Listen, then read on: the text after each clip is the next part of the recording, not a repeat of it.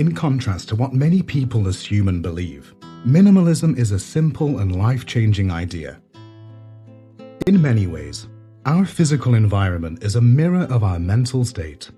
In many cases, an untidy house is a precursor to an unorganized mind. When our home is in a state of disarray, our thoughts follow suit. It's like a handbag that has been dropped and everything inside is a jumbled mess. Stress, anxiety, and depression can be caused by clutter. The stress hormone cortisol was shown to be higher among women whose homes were untidy, according to a 2009 study in the United States. It is possible to have a persistent low-grade fight or flight reaction due to a constantly congested home environment. Type 2 diabetes and heart disease are increased as a result of this response, as well as physical and psychological alterations in our immune system and digestion. Put simply, a minimalist and clutter-free environment are good for us. Hi, and welcome back to Fascinating Self. In today's episode, we will discuss 10 minimalist hacks to change your life. We are happy to have you, and consider subscribing to our YouTube channel so that you won't miss any of our content. Without further ado, let's jump right in. Hack number 1. Don't buy cheap substitutes for items that can help you work more efficiently. What is more important? Buying things that are cheap but do not last long, or things that are more expensive but last longer? These are questions we have all asked ourselves at some point. There are occasions where it makes sense to be frugal, but most of the time it is better to spend some money. The average home has at least one dead laptop, many ruined earbuds and headphones, a dead charger, and a few broken appliances. It's a good idea to spend a little more money on more expensive, higher quality alternatives when making purchases for your business and home. In addition to the digital clutter, the accumulated hardware clogs up our homes and lives. Assign a specific location to all of your electronic gadgets. A closet, cupboard, or drawer will work well for storing all of your cables. This way, your space will look more like a home than an assembly line. Hack number 2. Don't give in to your impulse to buy immediately. Did you know that people spend an average of $5,400 a year on food, clothes, shoes, and household items that they buy on impulse? That should not come as much of a shock. Everyone has, at some point, felt the sudden, overwhelming, and unrelenting impulse to acquire something. Could it be the one time you went shopping and saw a huge discount on your favorite top at your local supermarket? It's also possible to recall the time you entered a high-end jewelry store and bought that glistening golden Swedish watch off the shelf, although you understood perfectly well the financial consequences. When you buy things on the spur of the moment, you end up with a lot of extra clutter in your home. Do not be fooled by the ploys of marketing and discounting. Unplanned purchases might have a detrimental impact on your finances and possibly push you deeper into debt. Hack number 3. Focus on one room at a time. Decluttering a whole house is a major undertaking, regardless of whether you are downsizing or simply attempting to simplify your life. Decluttering is much easier when done in stages. In order to get the most out of your time, focus on only one area of your home at a time, and finish each task before moving on to the next area of work. Decluttering is not just about getting rid of physical clutter. It may genuinely improve the atmosphere in your home. Some professional organizers advocate launching a full house battle against clutter in order to eliminate all of the junk in one fell sweep. In the long run, this strategy may be more time-consuming, but it will also get the job done faster rather than letting it pile up for a long time. Hey fascinating people, if you like this video, hit the like button and comment I subscribe so that everyone can see who's the most fascinating action taker here. Hack number 4. Emphasize on your workspace. Clutter can have a bad impact on one's emotional well-being according to the New York Times. Clutter and procrastination are both closely linked. We are bombarded with information as soon as we turn on our phones or laptops. And eliminating these distractions is essential if we are to do our most critical tasks. When you are at work, turn off all of your phone's notifications. Close any browsers that are not absolutely necessary, and put your phone in a different room if you can. Make decluttering a part of your daily habit, and before you know it, it will no longer feel like work.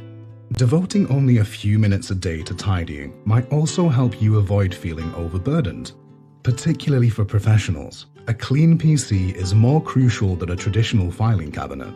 Make the effort to arrange your data on your computer by putting in the time to do so. Make sure that this sorting method is tailored to your needs. Hack number 5. Repeating outfits is okay. In the recent past, wearing the same clothes more than once has been considered uncool. A quick Google of the keyword, repeating clothes, comes up with various replies to face the issue of repeating your attire without anyone noticing. My question is, should you really care? As the fashion discourse shifts towards more environmentally friendly attitudes and the purchase of high-quality, long-lasting clothing, it is more important than ever to repeat your favorite outfits. Many people find it hard to settle on what to wear even though they have a massive wardrobe. This can make your house messier, because you will be throwing your clothing everywhere as you strive to beat the rush hour. Having fewer clothes means a more organized wardrobe and a clean house. Hack number 6. Get rid of things in a considerate manner.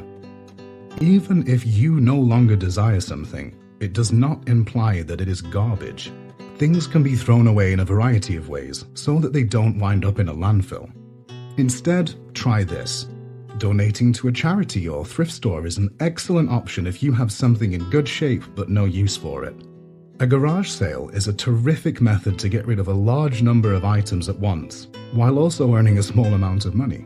It's hard to feel guilty when you can witness the joy your products bring to others right in front of you.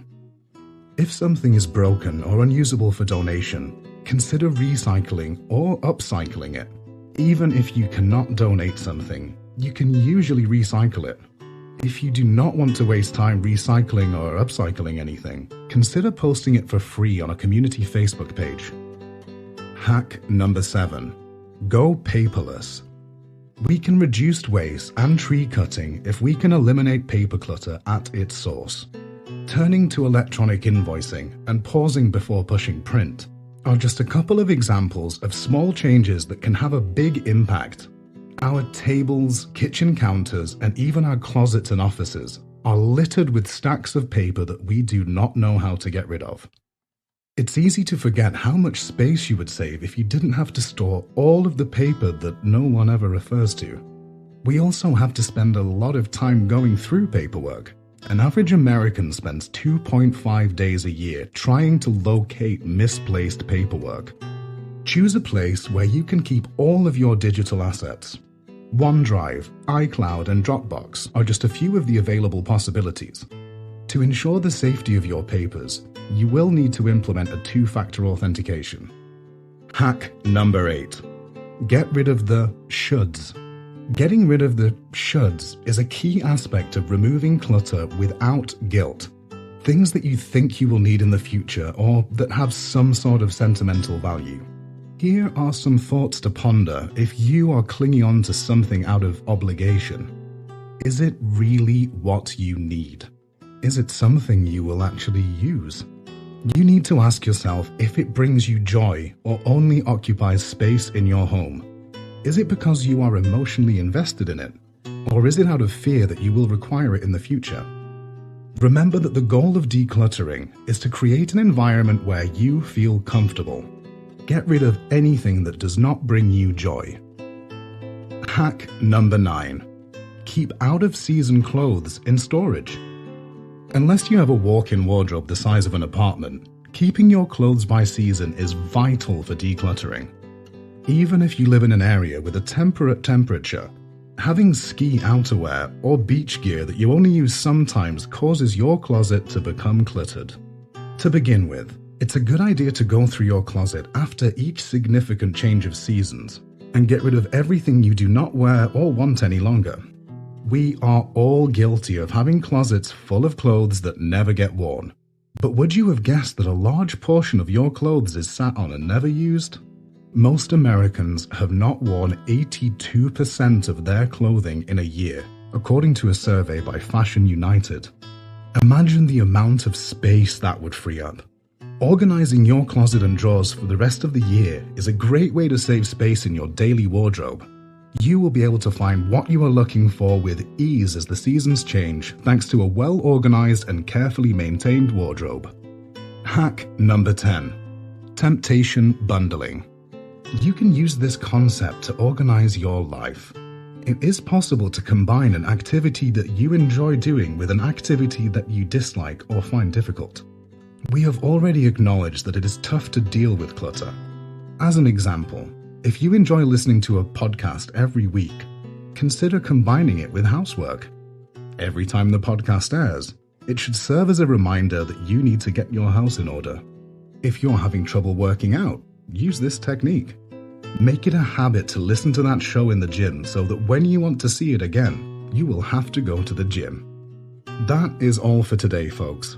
If you're looking for ways to stay more focused, make sure to click on the link on your screen to watch our video on ways to skyrocket your productivity.